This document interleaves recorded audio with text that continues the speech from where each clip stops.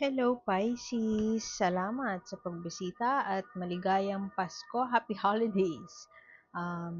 Ito po ang inyong Sun, Moon, Rising Sign and Venus General Reading para sa sign ng Pisces. Ito po ay para sa Disyembre. Kunin nyo lang po kung ano yung nakarelate kayo. Tapon nyo hindi. Pag hindi nakarelate, okay lang yan. Maaaring ang reading sa susunod na buwan ang siyang makakarelate tayo. Naniniwala ako may dahilan kung ba't kayo napadpad dito. Bukod sa algorithm, syempre. May dahilan, maaaring sa mensahe mula sa deck na to, dun sa deck na susunod, lalo na dito sa Oracle card. Kasi, universal ang mensahe ng Oracle. Kahit ano pang pinagdadaanan mo, yung message niyan, applicable sa'yo. Ano ang main energy, core energy ni Pisces para sa buwan ng Disyembre matatapos na ang taon? Ano ang core energy niya para sa buwan ng Disyembre? Pisces, balanse ang iyong buhay. Maaring may addiction dati or currently, pero mukhang unti-unti mo itong napagtatagumpayan at parang culminating event siya. This December, magkakaroon na ng balance ang buhay. Pwede kasi may matatanggal na sungot sa buhay mo. Pwede din naman may matatanggal na bisyo. At alam mo na kung ano ang iyong sisimulan. Okay, tatabi muna natin yan. Hindi nyo siya na makikita sa frame. Pero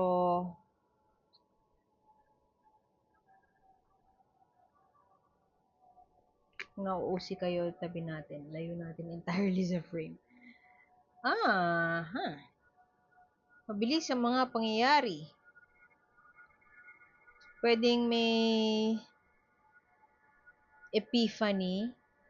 Epiphany yun yung parang nagising ka, parang, simulan ko na kaya to, yung ganun. Parang may nabuksan sa iyong isip. Pero 3 of Wands dito at Tower, meron kang hesitation. Nagdadalawang isip o kaya naman parang dinadoubt ang sarili. Tingnan mo yan, no? Going into the depths of the ocean siya, trying to explore, pero upright yan. Reverse mo nakuha, so maaaring, alam mo yun, natatakot ka, feeling mo na anxious ka kasi hindi ka makahinga. May bagay or may long-standing issue sa buhay mo na ayaw mo pang i-let go. Pero maganda na ito pa rin yung core energy mo kasi nga, you're seeking balance or you're seeking parang hindi na excessive ang mga ganap sa buhay mo. Siguro kung nakaka-relate kayo dun sa addiction nga, yung iba sa inyo, may addiction pero pumupustit pa ng konti. I mean, meron pa ring urges na nahihirapan kang tanggalin. At maaaring dahil nahihirapan kang pagdesisyonan na fully tanggalin siya sa buhay mo, nagkukos ito ng hindi pagkakasunduan sa mga mahal mo sa buhay o sa mga tao sa paligid mo. Kasi, pero maganda din na mukhang this December, you would finally make a decision. Kung dati nahirapan ka na dead end ka, parang feeling mo walang tulong na darating para sa'yo, or tingnan mo yan nun, nakasarado yung mata niya, blindfolded, hindi makagalaw. This month, maaaring sa Disyembre, ikaw ay makakagalaw na ng tuluyan o ikaw ay parang makakapag-desisyon na finally sa isang bagay na matagal mo nang hindi kino-confront, sa isang bagay na in denial ka, ganyan. Siyempre, pwedeng hindi mo alam yun kasi in denial ka nga eh. Pero mabilis ang mga pangyayari. Once you take action, mabilis ang magiging pangyayari. May hesitation pa eh. Ano yung 8 of Wands na yan? Pwedeng may gustong simulan, looking towards the future. Meron kang gustong i-pursue. Pwedeng ganon. Yung iba sa inyo, meron gustong i-pursue at gusto nang simulan ito now na. Gusto nang gawin yung pag-pursue na yan soon. Pero, may pangamba, may takot. Tapos, merong balakid. Merong, ewan ko, pumipigil sa'yo. Hindi ko alam kung, ay, sorry. Hindi ko alam kung ang pumipigil sa'yo ay mga mahal mo din sa buhay o sarili mo mismo ang pumipigil sa'yo. Pwedeng ganon. Merong ano may hindi pagkakasunduan tingnan mo, oh. May part na doon nakatingin, tapos isa ka dyan, yung isa doon nakatingin. So, pwedeng ang kalaban mo ay grupo, kalaban in a sense na hindi kayo magkasundo, parang gusto mong tumiwalag o gusto mo na pumunta sa isang path na hindi sang-ayon yung mga tao sa paligid mo. Kaya siguro medyo natatagalan or hindi mo pa nako-confront yung mga kailangan mong i-confront pag alis. Yung iba sa inyo siguro ang struggle ay um, gustong mag-overseas work pero hindi sang-ayon yung asawa or hindi sang-ayon yung anak. Pwede din naman na baliktad. Ayaw mo magtrabaho overseas pero pinipilit ka ng parents mo na mag-overseas work kasi I don't know, inaalagaan nila yung anak mo. Parang hindi ka din naman fully present sa anak mo. So, might as well mag-abroad ka na lang para meron kang pantustos sa anak mo. Pwedeng ganun. Hindi mo magawa yung gusto mo. Pwedeng ganun. Gusto mo nang umalis. Pero, hindi mo alam what's out there for you. So, ito na naman yung breakthrough moment. Something is stuck sa'yo. Something na kailangan mo nang umpisahan or gusto mo nang umpisahan na hindi mo pa maumpi-umpisahan kasi merong long-standing issue na hindi pa na di-deal with. Pwede kasi na yung iba naman sa inyo pwedeng may kaso. Tapos yung kaso na yun yung nakaka-apekto pag alis mo overseas. Pwedeng ganon. Yung iba din naman sa inyo, halimbawa, meron kasal pa sa iba, pero gusto mo nang mag-propose sa jowa mo, pero hindi ka pa fully makapag-propose kasi technically, on paper, kasal ka pa sa iba. Pwedeng ganon. Iba-iba. General tayo kasi mahirap mahirap mag-pull ng cards na sa maraming tao. Iba-iba. Pwede kasi hindi mag-resonate to sa inyo, so wag natin pilitin, okay? Kasi Ace of Swords, ano yan ito, parang merong moment of truth. Merong breakthrough moment. Alam ko na yung gagawin ko, sisimulan ko na to. Pero reverse mo nakuha, tas clarifying the tower pa. Ang tower kasi, anything that is not built on a solid foundation will eventually fall down. Pero reverse mo nakuha, it doesn't mean na hindi magpo-fall yung tower. Pero that means something is, may isang bagay na in denial ka. May hindi masimulan o hindi matumbok na isang bagay, hindi mo pa magagawa itong breakthrough moment na to kasi kailangan mo pang i-confront yung tower na yan. Pwedeng elephant in the room. Ano yung elephant in the room? It's something na alam mong issue matagal na pero hindi nyo pinag-uusapan. Ano yung example niyan? Kung ang partner ay serial cheater, parang nagpapatay mali siya ka lang, hindi mo siya tinatanong.